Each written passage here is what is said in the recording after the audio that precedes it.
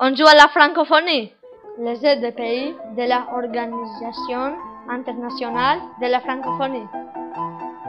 Είναι ένα επιτοπέσιο παιχνίδι μνήμης που σκοπό έχει να μάθουν οι παίκτες ποιες χώρες ανήκουν στο Παγκόσμιο Οργανισμό Γαλλοφωνίας. Και όλα αυτά με ευχάριστο και διασκεδαστικό τρόπο.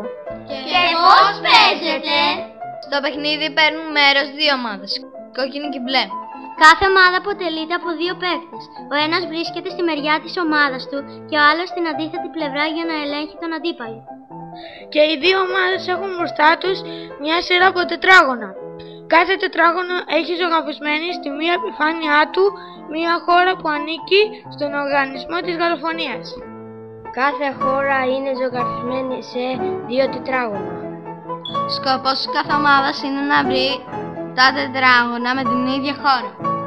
Όταν ένας παίκτης βρει δύο τέτοια τετράγωνα, θα πρέπει στη συνέχεια να εντοπίσει τη χώρα στο χάρτη της γαλλοφωνίας. Μόνο τότε η ομάδα του μπορεί να συνεχίσει στην αναζήτηση της επόμενης χώρας.